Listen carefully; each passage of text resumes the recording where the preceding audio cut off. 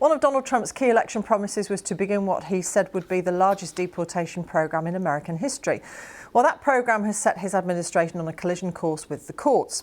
A US judge has ruled that there is probable cause to find the Trump administration in contempt of court after it violated an order against deporting Venezuelan migrants under an obscure wartime law. Judge James Boasberg said that the government had shown willful disregard of his verbal order to turn the deportation flights around.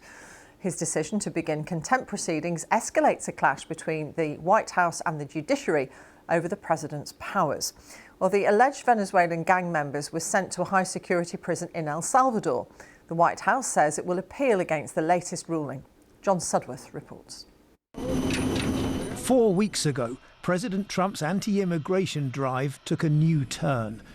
More than 200 people, many of them alleged to be gang members, were loaded onto flights and deported to a maximum security jail in El Salvador. But with the flights already in the air, a dramatic courtroom hearing was unfolding below.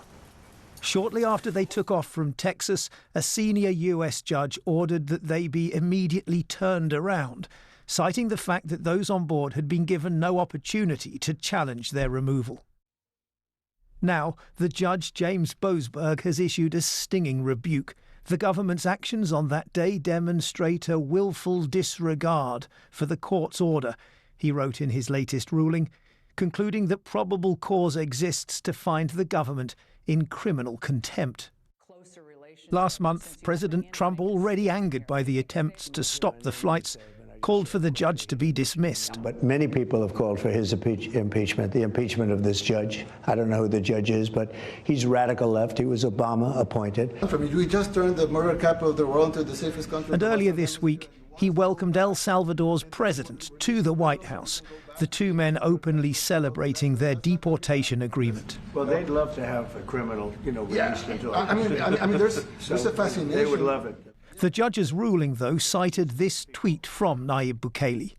"Oopsie, too late," he wrote shortly after the planes took off. The foreign policy of the United States is conducted... The retweeting of that post by the US Secretary of State Marco Rubio showed, the judge said, not only willful but gleeful defiance of his order to turn the planes back. A finding of criminal contempt against the US government would be rare. But those deported appear to have disappeared into a legal black hole with little public evidence offered for their gang member status. The judge has given Justice Department officials a week to rectify their actions or, he said, face prosecution. John Sudworth. Let's speak to CBS correspondent Jared Hill. Jared, what hope does the White House have of appealing the court order?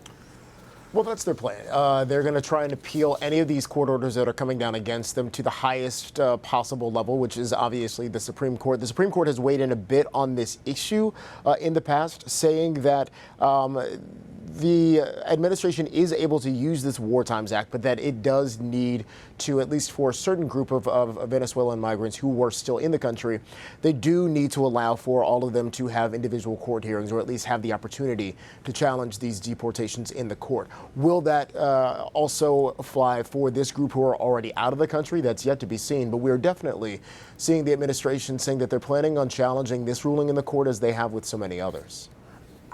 To what extent, though, can the government, the White House, avoid being on a collision course with the judiciary over this?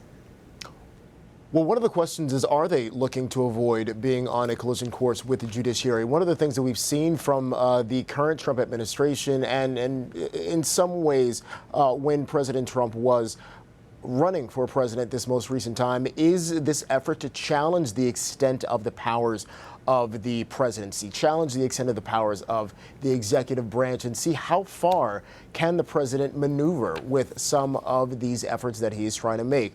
On social media, the president has said that all of these things are being done with the intention of making the country safer, better, more wealthy. But the question still remains, how far will, in the end, the Supreme Court allow for the president to maneuver without having to really abide by some of the checks and balances that are built into the system? Is this the end, though, of Donald Trump's election promise to carry out the largest deportation program in American history, as he called it? Yet to be seen. I think that this, from what we've seen so far, this is definitely not stopping the Trump administration from making efforts to go forward with these sweeping deportation efforts. It might be the beginnings of some reevaluations of the methodology through which they go through those efforts. But from what we are seeing here, there is no attempt by the administration to stop or halt their efforts to go through with these mass deportations. Jared, for the moment, thank you very much. Jared Hill from Thanks. CBS, thank you.